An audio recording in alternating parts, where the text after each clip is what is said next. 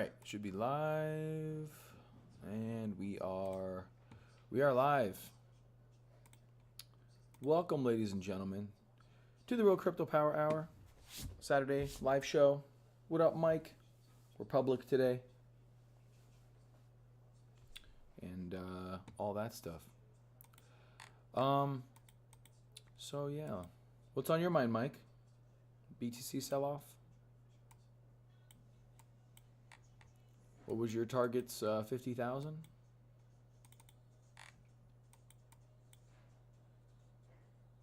If I remember correctly. Could be wrong. So, Wyckoff's broken down. Last time we had a little Wyckoff up here. We came down not too far and kind of did another Wyckoff at the bottom here. I'm chasing a mosquito, so if I pause or sound weird, that's why. Darn mosquitoes.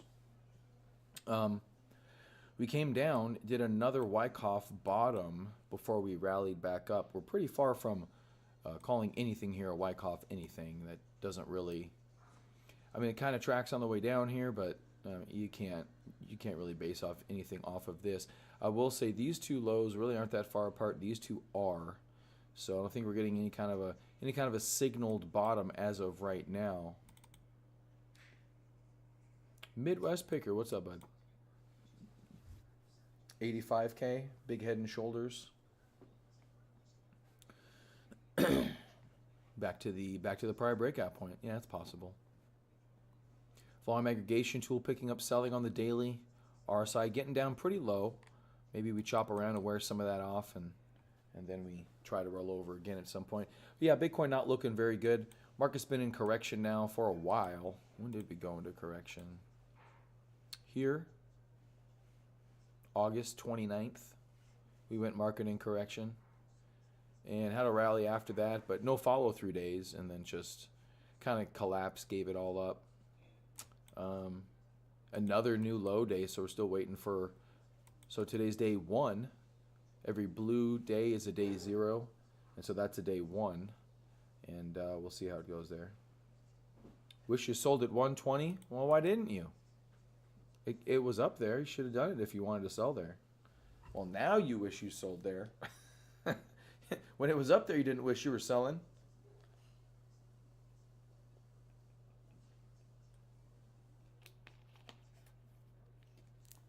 In terms of head and shoulders, yeah, it's kind of hard to call it head and shoulders before we even have a left shoulder.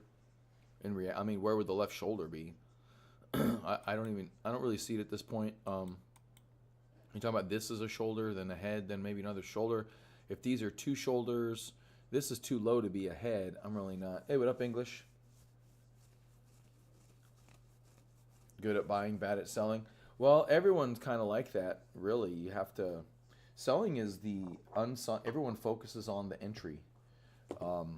Very few people focus on the exit. For me, when I started focusing on the exit is when I started actually making money. As weird as that sounds. Yeah, I mean, everyone focuses on the breakouts. Everyone focuses on the signals. Everyone focuses on the volume. But once you're in the trade, you only make the money when you sell. Otherwise, this stuff just happens. It just goes up and down and up and down and up and down. And you're not a full trader. You're just not. You can't be a trader if you just buy. You're only half of the thing. It's kind of like saying you've got a business but no customers. You know what I mean? You got to have some revenue coming in the door. No, I don't see capitulation. I don't see any of that. Haven't had a good capitulation in a while. When was the last time we had one? There's a minor one. It's not great, but kind of a minor one. December last year? What? Oh, here?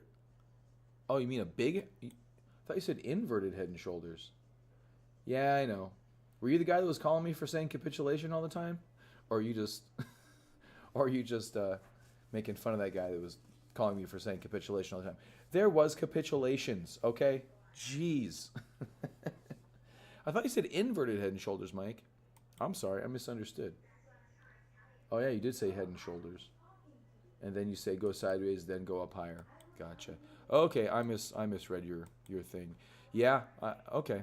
Yeah, 85. That would put kind of a Head and Shoulders in. I know. That's what I was confused by. I'm like, wait a minute. Mike's usually not this off. Um, yeah, if we get, so you say we get a Head and Shoulders and we don't roll over, like we don't get the target, because the target from 125 to, let's just say 80. I mean, that would be a pretty. That put us down at 50, give or take 54. If we did that, yeah. I mean, I guess it is possible. I don't know if you've. I'm not sure if I've looked at that before. Oh, so what you're telling me is I can't read, Mike. That's what you're telling me, and that is fair. That is very fair. I'm looking for my glasses right now, and I don't see them. So I may have to go find them. I may have to go find them. Yeah, you're right. You said words, and I just read other words. So, you know, it's all good. Yeah. I'm just going to misquote you all day today, Mike. That's what I'm going to do. I'm just going to misquote everything you say. It's going to be amazing. It's going to be good. That's funny. Now I really want to do that. Yeah, that is a pretty big picture take though, and it does kind of look like we're getting a little bit of that, a little bit of Head and Shoulders feel to it. Moving down lower does seem rational. Also, not going down dramatically lower seems rational until and if we do it. I mean, I guess that's the caveat to there. If we actually start dropping dramatically, we are coming up on some supports on the daily. If you want to, take a look at that. That 85 you're talking about, there's 86.053. Um, you got the Wyckoff here, which the top of that is about the 80 whatever, 89, give or take, right? So you got the 90, the 86 in that area, and that would give you a pretty good neckline. That'd be a pretty solid neckline. Then we get a bounce. Yeah, I mean, fully possible. I do think that the market kind of is, barring a major sell-off, the market definitely could do something like that. So it definitely supports that type of an action. Hold on a second, guys.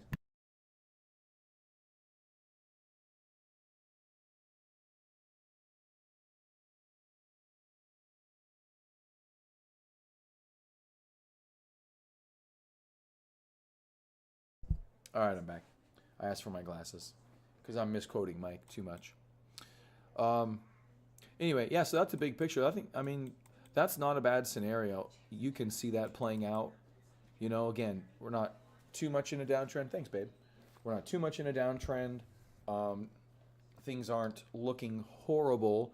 There's a little bit more of a floor, it seems, put into BTC, so we'll see how it goes. Today, though, not really much going on of consequence. Let's take a look at the current drop. So Wyckoff top, kind of like we talked last week. When was last week? Right here. Right there was last week, and since then we came back up, retested, and rolled right over. So not ideally what you want to see on the daily. Yesterday looks horrible. On the 2-hour chart, the volume aggregation tool shows the buyers showing up some over here where they really stayed away for the most part, and they started showing up again. So it could be short covering. Doesn't have to be buyers, but there was a little bit of a bid put in place here. No higher highs, so you're not getting any massive accumulation, but it definitely chunked lower. And if we don't get any bids up, and I think that's one thing that I do want to play with from an analysis perspective, is these types of situations where you get what looks to be some accumulation, and then and or short covering, but then we don't follow through at all. To me, that just means short covering means the buying is a one-time thing. It's not going to be continuous, and therefore we shouldn't have an expectation for it to rally further. And I think that is where the rubber hits the road for a lot of people. They'll see some candles like this, even this one here, and it did cause a little bit of a rally. I guess I thought that was the high volume candle. I guess that's the high volume candle. So very, very minor undercut and rally on both of these from this low. Very, very minor. causing a really minor rally. So if we rally from here, that could be a small entry point, but where are you looking at it to go? You're not looking at it to go back to all-time highs. So market's in a downtrend. We're under the 200 daily moving average. All the moving averages are flipped for the most part. 50 and 200 crossing today, as a matter of fact. So we're basically in a correction slash bear market, depending on what you want to classify it as.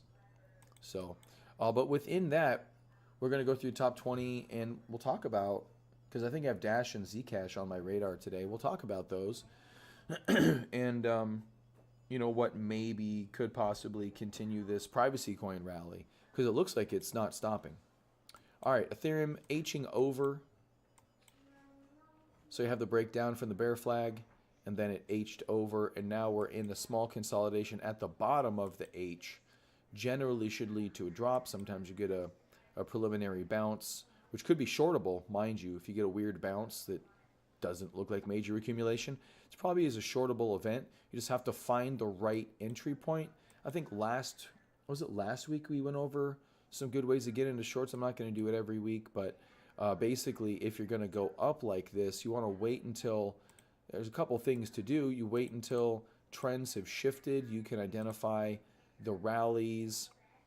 This first drop, usually kind of give it to the markets and wait to see what happens. Then you put in like some weird cup and handle, so that goes up if you go long, whatever. But then as it starts to stall out, you end up with sequences of lower highs. Any of these are shortable with your stop at either that high or the prior high, something like that, right? And then eventually it gives up. But you have to find some way into these shorts. You don't just short right now. You know what I mean? You're like, oh, I think this is going to go down. You don't just short. The market has to get you in. The market has to open the door. You can't, kick the door open, kick the door in. What up, Christina Black? Master of Charts is in the room. I've been in the room. What are you talking about, Master of Charts? How you doing, man? I saw your post yesterday or the other day, so good to see you. Good to see everything doing okay over there for you. Awesome, man. We'll have to talk later. But yeah, so if you want to short an Ethereum drop, you're looking for ways in essentially, and generally when things start to break down after, this was an uptrend. This is not an uptrend, but you get a false uptrend popping in here, and then things can start to break down. You can start to throw trend lines. You can start to throw horizontals, and then things start to get murky and really kind of, without going too deep into percentages, this whole area here is basically, to me, a shortable situation. This last high, this high seems really shortable to me because you're close to the prior high. That seems very shortable to me. After you cross the trend line, cross this horizontal here, that could be shortable with your stop right there. You fail here, that's very shortable in my book. That's a breakdown point high, that's very shortable. And then if you get that one, you can even sell on the way down on this big red candle right there, somewhere in there. Put your stop there, let it go, and you've never been taken out. And then you just hold that thing. So, but there's ways to get in. You just have to identify when the market is starting to change its behavior, because it's all about behavior changes, right? It's all about, uptrend till we're sideways, sideways till we're down, and then you get the minor swings of that in between. So, but ETH doesn't look very good. Inverted cup and handle, H pattern, whatever you want to call it. Not looking very good right there. XRP, choppy. That must have been, I don't remember why I put that there. Probably was a stop or something. I don't remember. But that one looks choppy as well. XRP not really getting the bid. Neither is really much of anything in the market. BNB, inverted cup and handle as well here. This looks a little more set up for a move. I don't know, just the way it looks on the daily for whatever reason. I haven't really quantified it. Give up that wick right there, and you can end up with something like that. You can go with an opposing trend line and find that you may run out of momentum over here, but a clear break of this trend line or a swing failure up top here could be an entry for maybe a longer term short on Binance Coin, which already broke down from this bear flag. Now you're in an inverted cup and handle bear flag. So what more do you want? Solana on the way down, bear flag break, bear flag break, and we're on the way down again. Small consolidation. Not really much on the daily though, just on the 2 hour. So what do you want to do there? I mean, it's moving lower. Solana's broken pretty much everything I've got at this stage. There's really nothing holding it up other than hopes and dreams of children. I don't know. That's what sounded good in my head. Doge, another kind of inverted head and shoulders look here. Distribution seems much more real and palpable as you go through these charts and view things in terms of H patterns and inverted head and shoulders and continuing downtrends. And when more and more charts look like that, as I go through all these charts every day, there's really nothing to me propping this market up right now. Tron, we talked about this one, maybe trying to get bullish as it did a few cycles ago, I guess a cycle ago, when the market was bearish and this was rallying, but it hasn't really even shown that kind of strength. Cardano Hing over, rolling over, whatever you want to call this one. Kind of the same patterns we've been noticing, a little bit less bullishness on the consolidation. Hyper liquid, still up in this Wyckoff. So one of two things is going to happen. It's either the strongest coin in the world, like an older Solana, or it is going to fall off the cliff pretty handily. Not sure which, but that was a pretty big wick right there. So there may not be enough liquidity here, but it's been able to hold up. So from that perspective, I think you're looking at a potential leader. And really, I mean, there's nothing to do with it right now by any stretch. You're just kind of noticing behaviors of things. And this one's interesting. Nothing actionable, but it's interesting that it's able to hold up. We'll see what happens as this market goes through this cycle. Sui rolling over, not able to hold the low, not able to hold the H, not able to hold an inverted cup and handle. It just dropped. And not super good right there. I don't like that one. Chainlink. Same kind of consolidation here, but able to hold the low. Hold on a second. This mosquito's killing me. And I gotta like cover every inch of skin I got over here. Got my lower back. I got my feet under my legs now, trying to hide my feet. We'll put some boots on, I guess. I don't know. Darn mosquitoes. Big over here in Arizona this time of year once it starts to cool down. Yeah. Okay. Back to not being chewed up. Chainlink. Garbage. What here looks good? Nothing looks good. AVAX. Inverted head and shoulders. You know, you're getting... I'm not sure I could pull anything good out of any of these charts. At least if you're trying along. There's some shorting opportunities.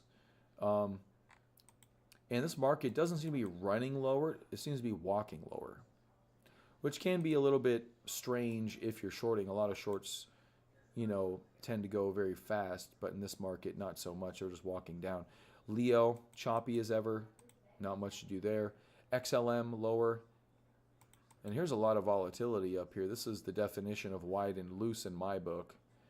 You know, it's just up and down and up and down and up and down and up and down.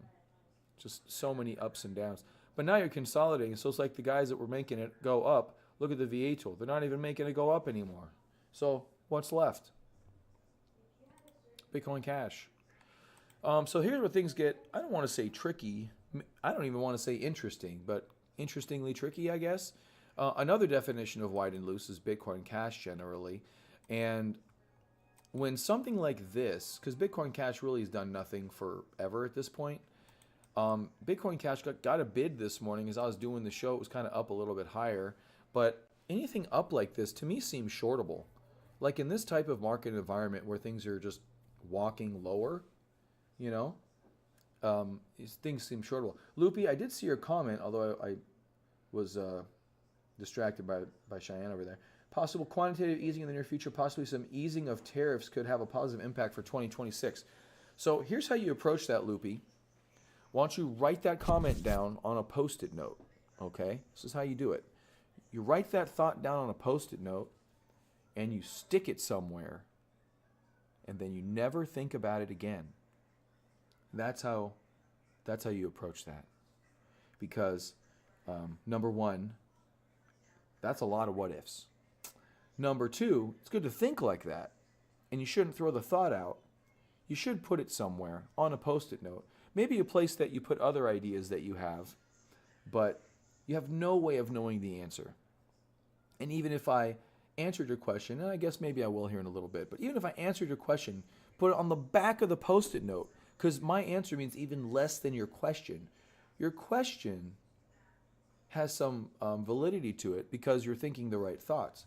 But the problem is that none of us can even come close to knowing what's going to happen with that, nor the effects it could have if it does happen. So take your question, write it on a post-it note, and then when you look at it again in 3 months, you realize, that question didn't mean much.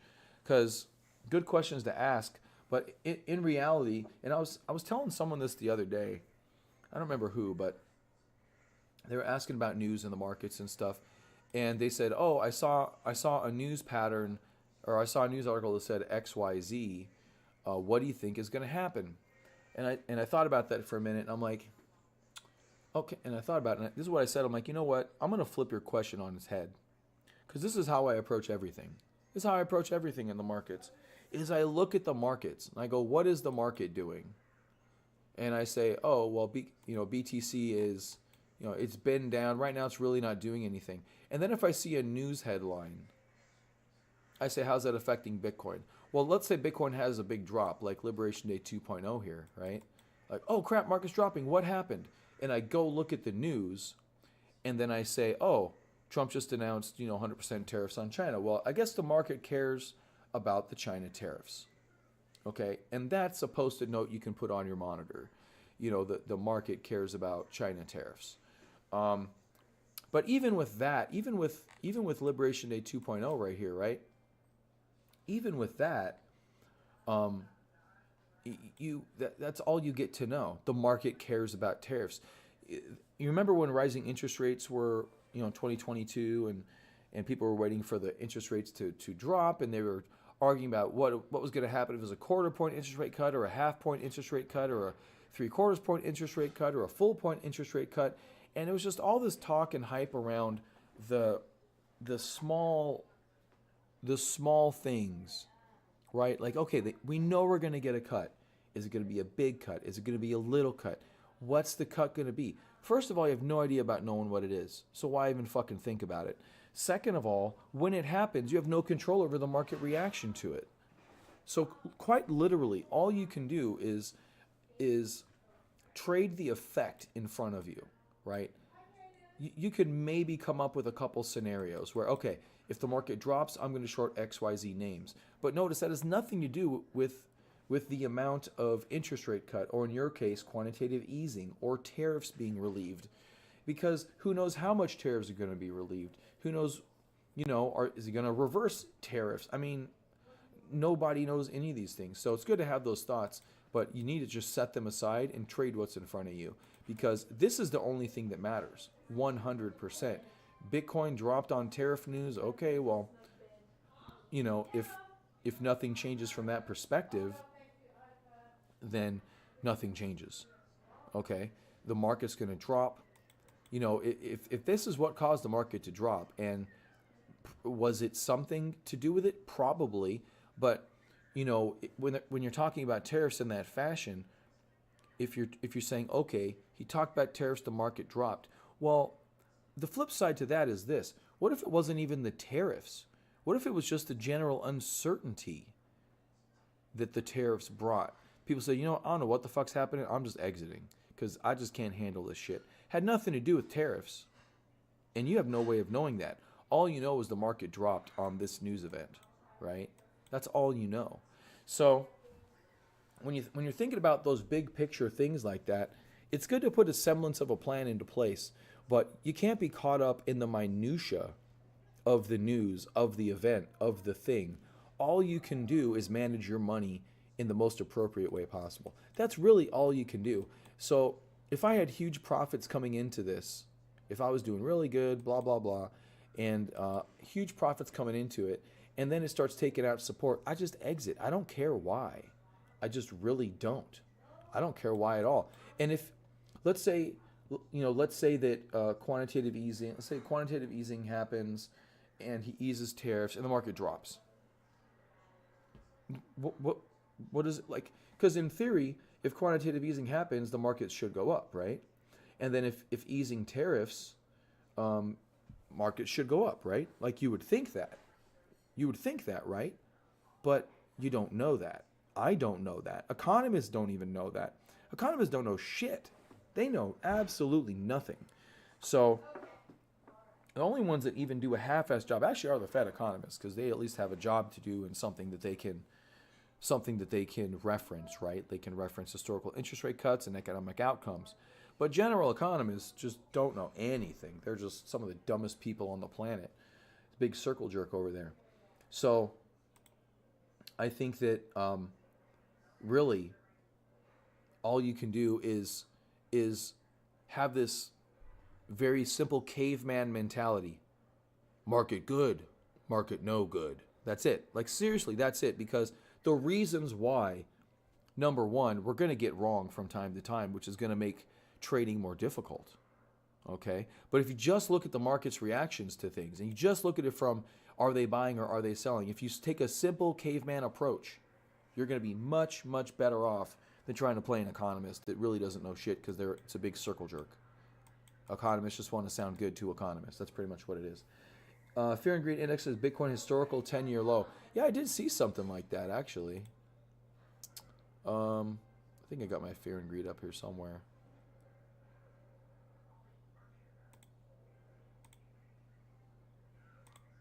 Where was it? Fear and Greed. Well, I guess I'll just Google it.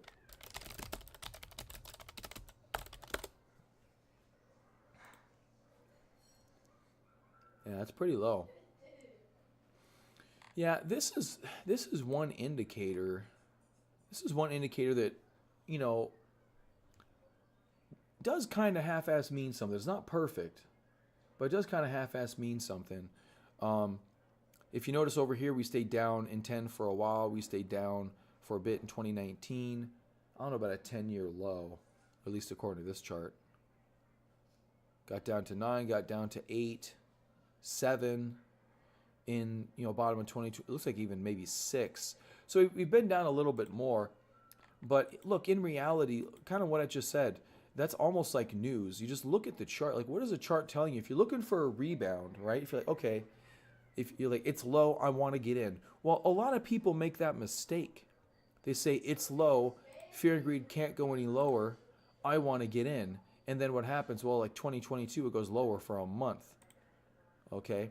What you do is you say, Fear and Greed is low, I want to get in. So let me look for an entry. There's that third step that people miss all the time. Okay? So you're like, let me look for an entry. And you look for an entry. There's no entry. Like, what about any of this says entry to you? I mean, not that you're saying that, but when people say things, they generally are looking for actionable intelligence.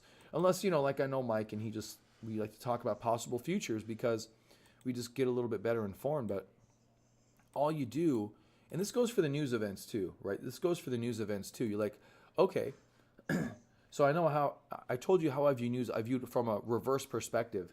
But if you reverse the reversal and just you find a news article, you want to know if it's important, you look at how the market responds to it. You don't form an opinion about the news.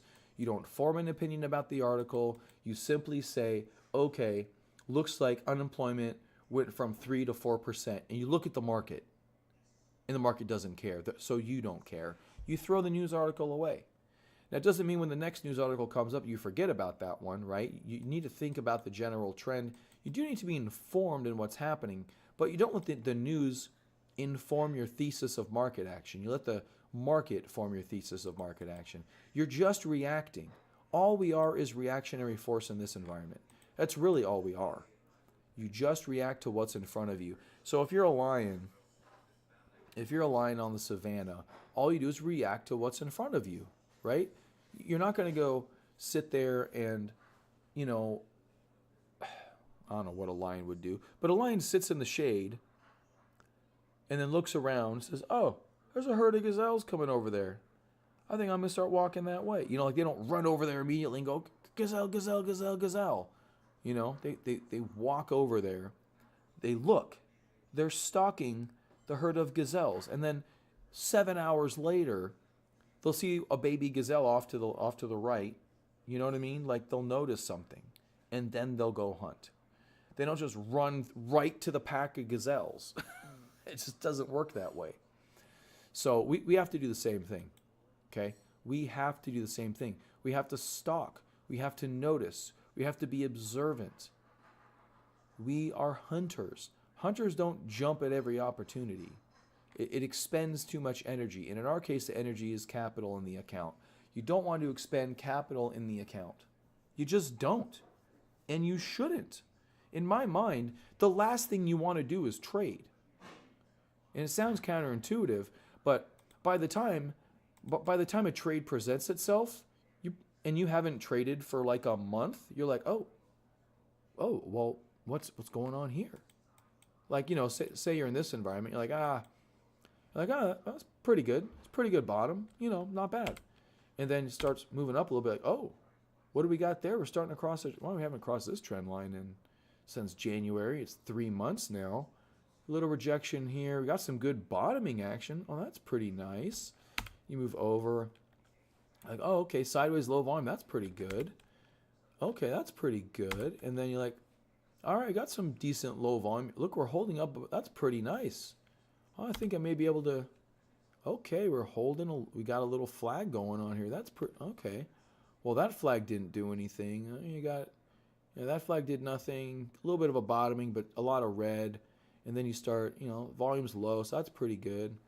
And you got that high volume bottom. You got a high volume all the way off the bottom. That's pretty intriguing. Now we're low volume holding up. Okay, this could be something.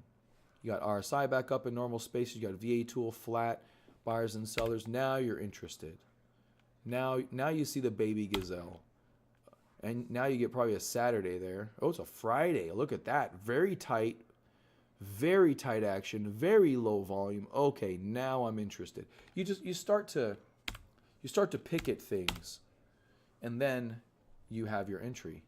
You know what I mean? And then you're involved. So you just kind of have to view it from that perspective. I really do believe that. I really do believe that's how trading should be approached. And it's often not. It's often not approached that way. It's often approached with, oh, I picked the bottom. Oh, I picked the top. Oh, I did this. Oh, I did that. You're not watching. I think that's the biggest shift that happens in traders, is it comes from, you move from analyzing to forecasting to just watching. As you gain more experience, you just become more adept in watching and identifying things that have yielded good results in the past. And it doesn't always mean it's going to in the future, and that's something you learn along the way. You know what I mean? So anyway, you do the same thing with the news. You monitor the market's reaction to the news. You monitor, are we gonna hit? Are we making higher highs, lower lows? What is the situation?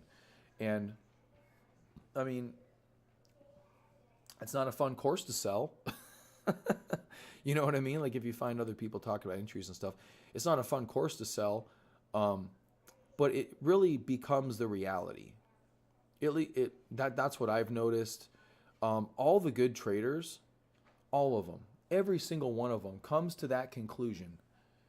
They're just watching. Even if their setup is buying a fib level, they're just going to watch it until it gets to the fib level. You know what I mean? Like, it's just watching. So, all right, I think we went through the top 20.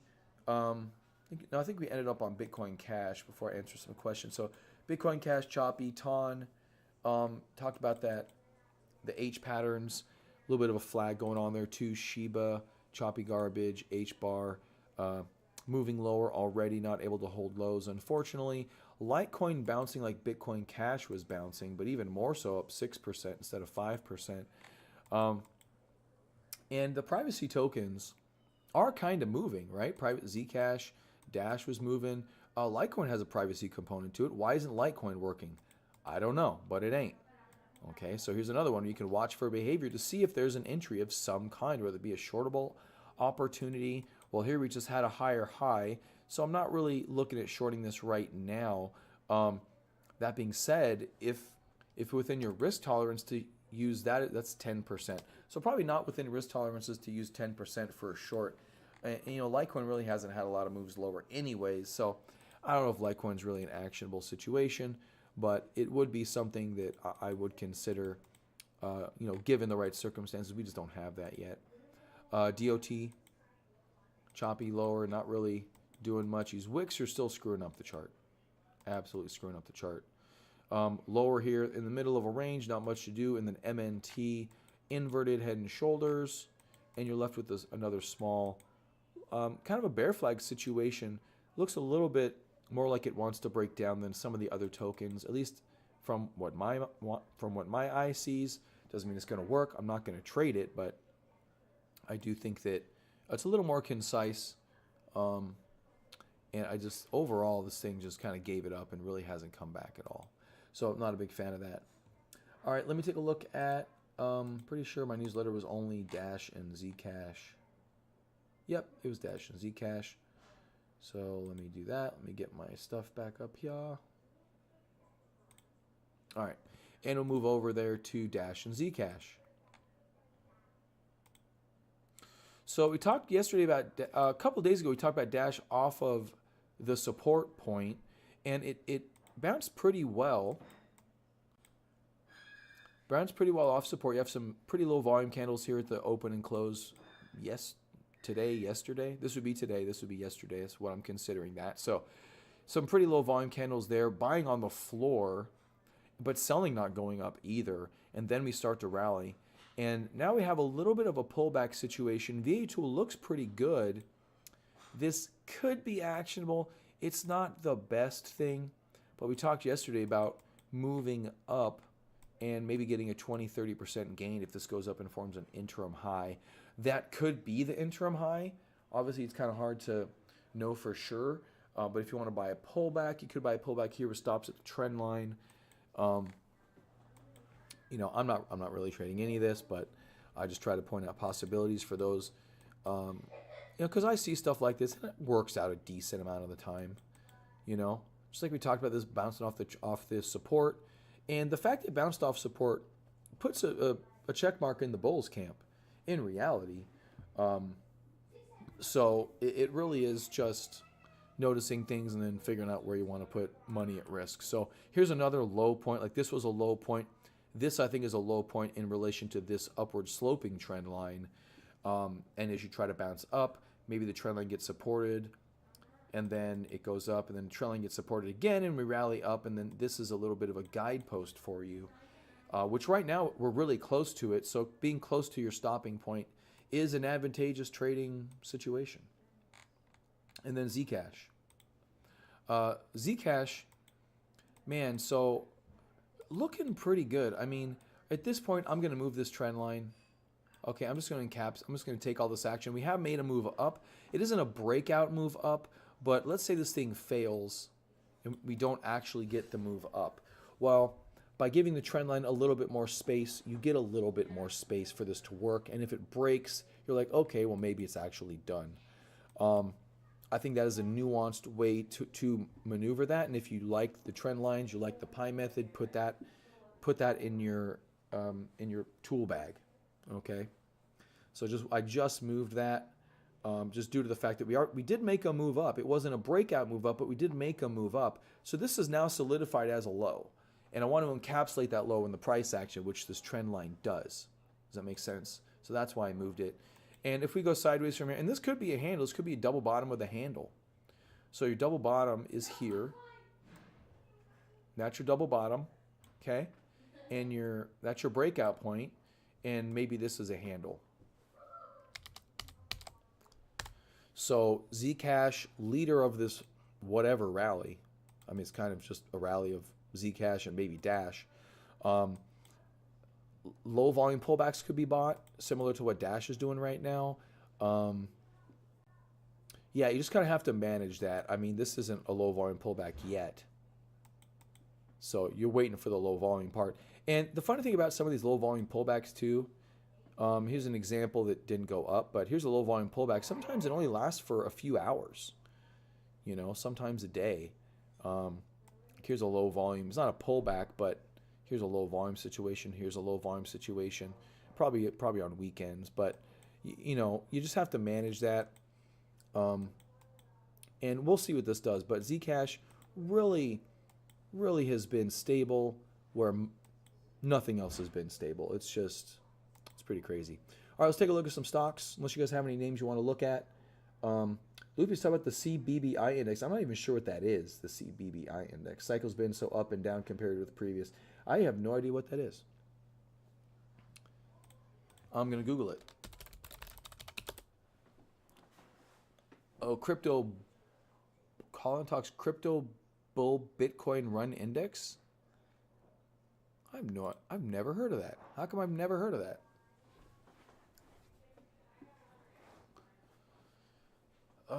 Nine metrics up, understand the stage.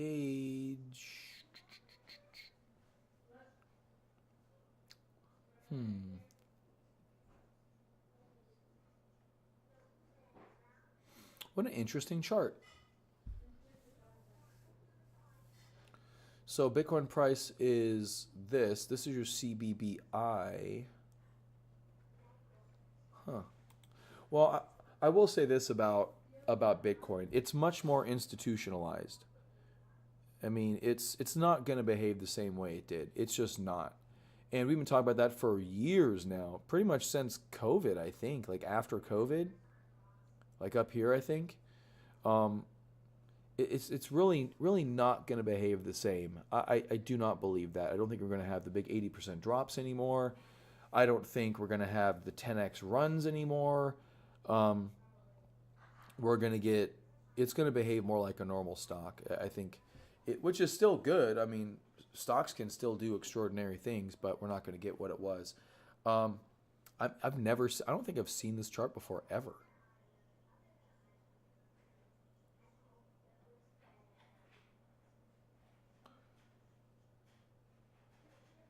Looks like they get above 80, give or take, and they start to call it 70 maybe, 80.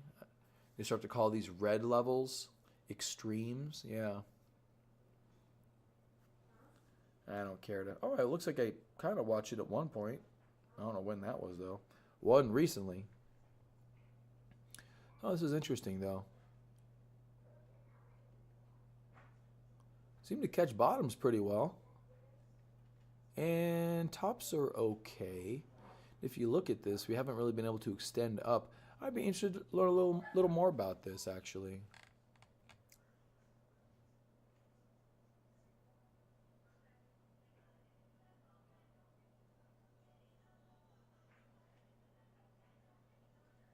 FAQs. Nine metrics, each of which is interpreted by the CBBI engine in unique ways to make useful to humans. Oh, source code. Oh, that's cool. Wish I was better with code.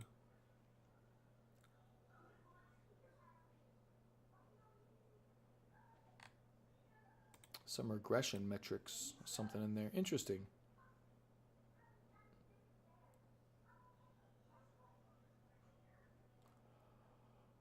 Is a macro blow off top indicator. It's been trained on the past tops, yeah.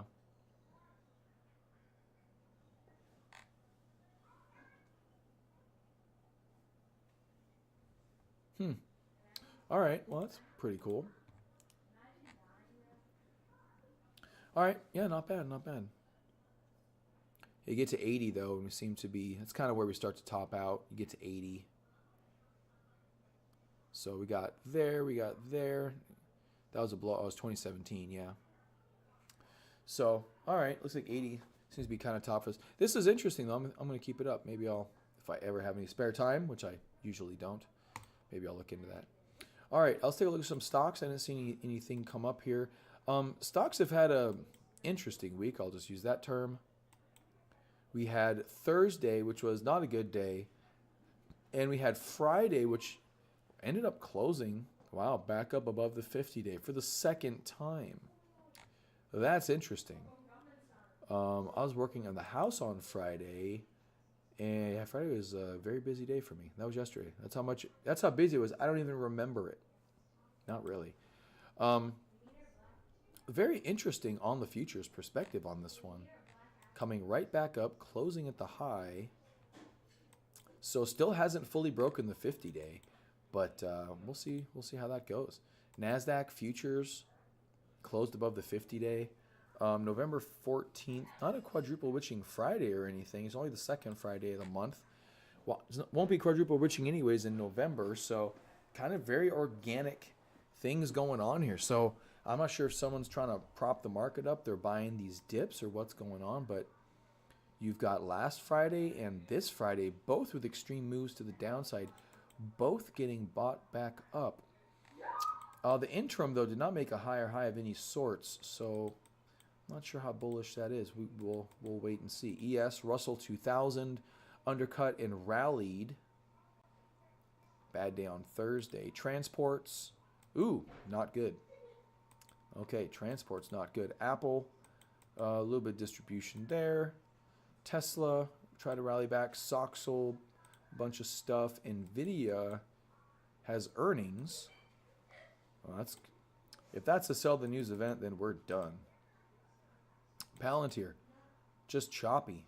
That breakout is not happening. AMD, nope. ARM, nope.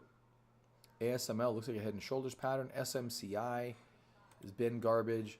Reddit wide and loose, and we seem to be losing some momentum. I talked about Reddit, I think, on my show yesterday regarding.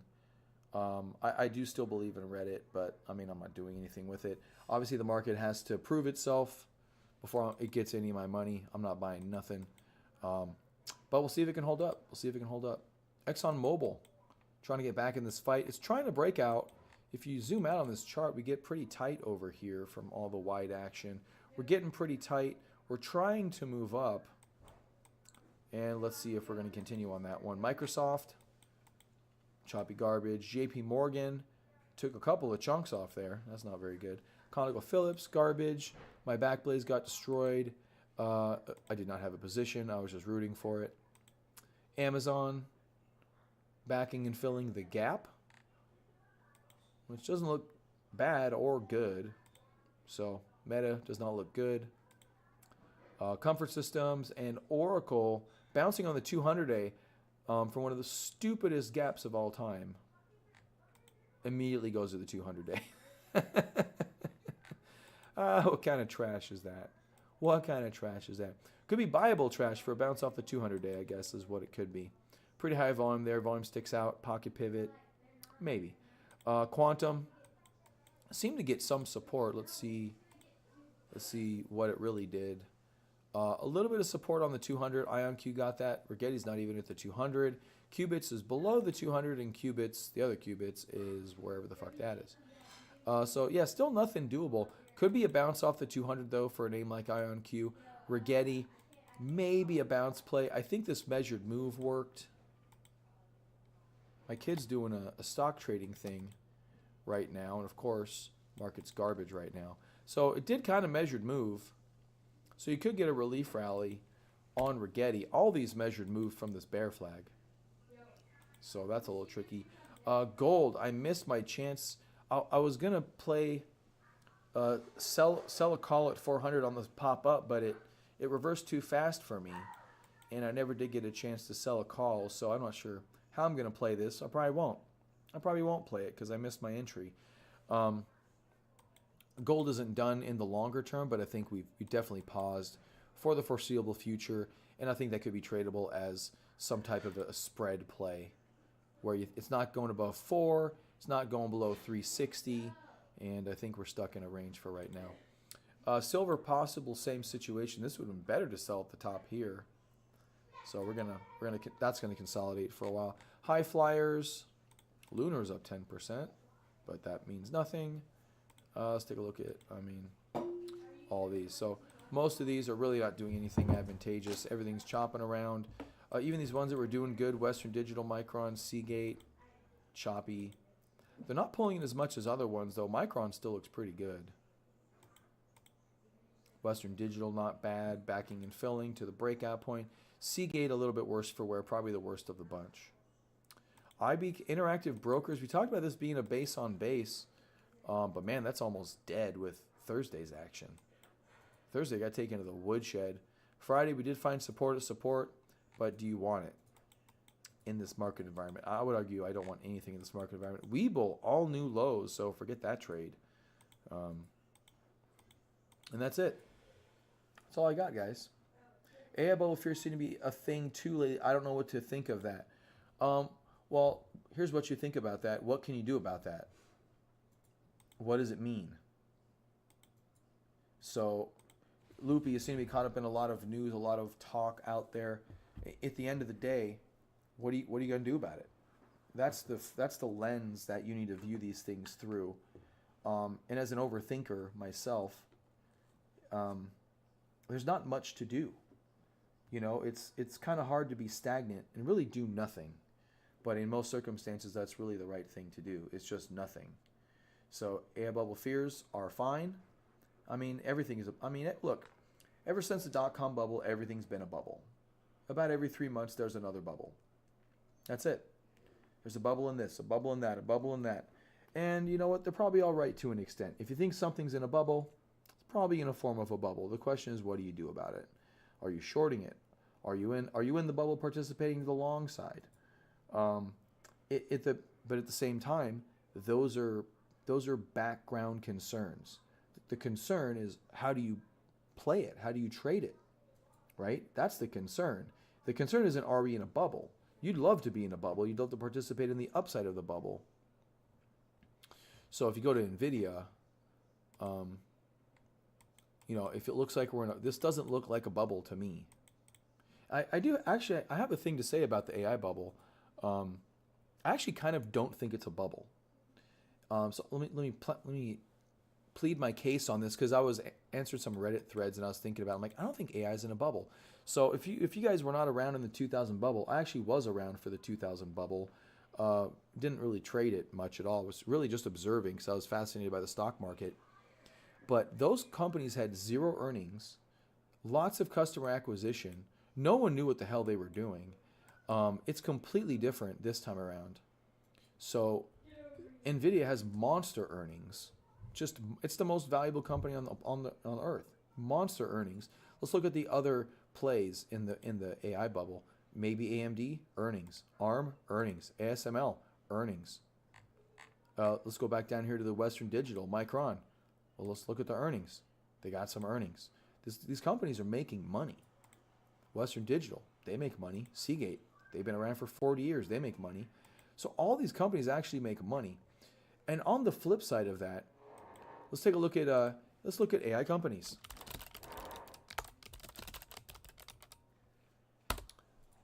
Let's take a look at all the AI companies and how none of them are publicly traded. Okay? Anthropic.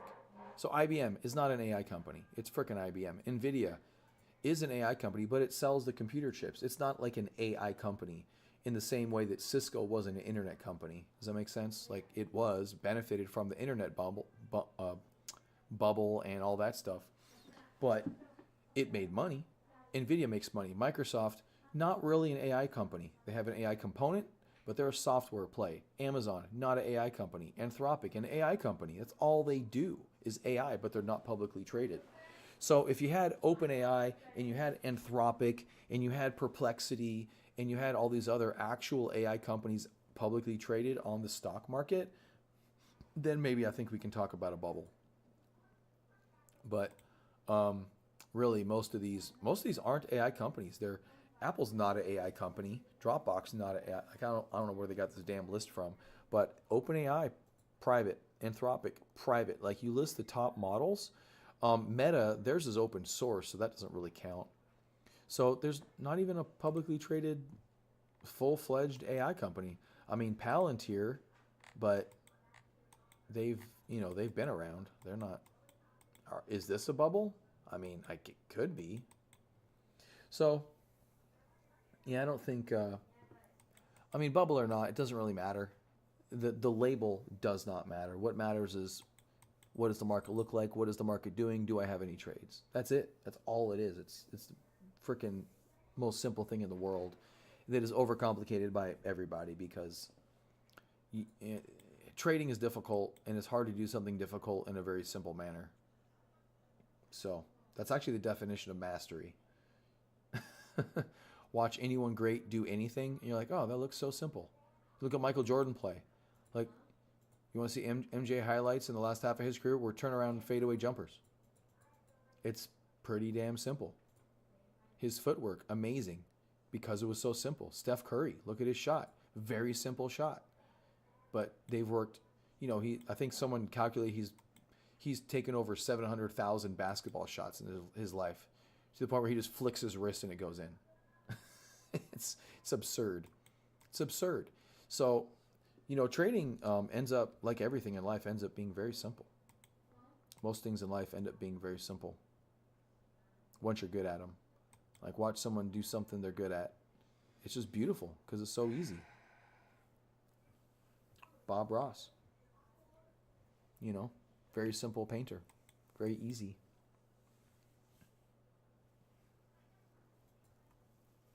I think if anything, the bubble part is companies getting a little too ahead of wanting to replace workers with AI, but otherwise AI is not in a bubble. Yeah, but again, Loopy, how are you making money off any of that? You know what I mean?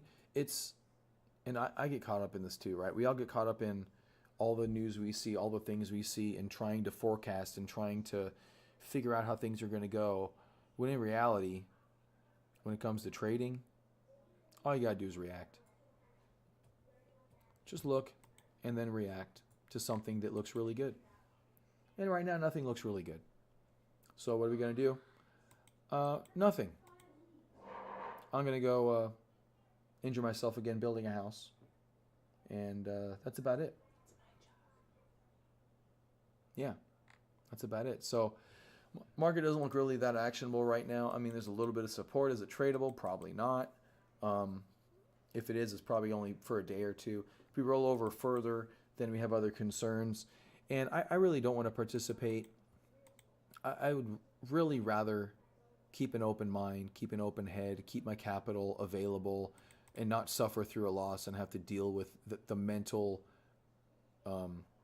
garbage that comes with losing money in the markets. It's just like when I lose money, I just feel stupid. There's sometimes I lose money and it's fine, but like when I lose money and I feel stupid, I'm like, why did I do that? And then I'm just second guessing everything I do after that. So I'd rather not second guess everything. I'd rather do the wise thing, which is basically nothing, and then wait for the next trade. Because look, when the next trade comes, and I don't know when it's going to be, it may not even be this year, maybe middle of next year, 6, 9, 12 months from now, who knows? You may end up in a situation like an inverted head and shoulders on NVIDIA that I didn't partake, but ended up being like a very, very profitable trade, right? So I'd rather wait. Like we're kind of choppy right now. Like it kind of feels a little bit like we're over here. Maybe we're over here. Got a breakout coming. This really isn't a pattern, but you get the gist of it. It looks like we're kind of breaking down. We're going to do some things, and I don't know. There's lots of indicators out there, economic indicators that aren't positive, and so maybe that's weighing on the market. But whatever's weighing on the market, the point is that it's weighing on it, and it's not to the point where anything is actionable, up or down. And to be quite honest with you, everything, if you're trading, it's very short-lived trades, very, very short-lived trades. You're trading, like I think the last good trade was a ROMS trade, was this trend line break run into earnings. I think that's a very good trade. I think that's an amazing trade, and it worked really well. Soxel's too choppy to do anything with. I mean, Soxel, look at these swings in Soxel. It's stupid. From the peak to the bottom was 27%. From the bottom to the next peak was 22%. And then here from the bottom is 23%. I mean, those are wild swings. They're too wild to do anything with in too short of a time frame. And you had no signals at the extremes. So all you're doing here is getting hurt. You're just getting hurt. So why participate at all? Wait for things to calm down. Wait for things to show themselves. And that's it. And with that, I'm leaving. So yeah, go do nothing, because that's really what the market's telling you to do. It's telling you to do nothing. It's telling you it has no directional bias. Therefore, you should have no directional bias. That's it. Pretty easy. Pretty straightforward. And we're going to listen to the market. So there you go. Any more questions, ladies and gentlemen? Otherwise, I'm leaving. You guys have a good day. Go do something fun. Get off the computer. Of course, if you're here, you're probably always on the computer. But try to get off of it. I'm going to try. Although I did injure myself again, so my forearms are still kind of injured, but not near what they were. I feel it in my elbows, though. I think I got pretty good tennis elbow right now. And I hurt my back. So I'm good at working with spurts with my back in the house, but not for super long periods of time. All right, guys. Well, no one said anything, so I'm assuming you guys are good and you know everything you need to know. And I've done my job. Hit the thumbs up. I don't care. Don't hit the thumbs up. I really don't give a shit. I don't really care. I don't care at all. I'm here for. In all honesty, I'm here for you guys. That's it. So, all right, y'all. Have a great day. Stay safe out there. I will see you at some other point next week. May or may not be public. Probably not. I just kind of forgot it was public from last week, which is why we went public today. Do the newsletter on Monday unless something changes tomorrow, but probably not. You guys have a good one. Bye-bye.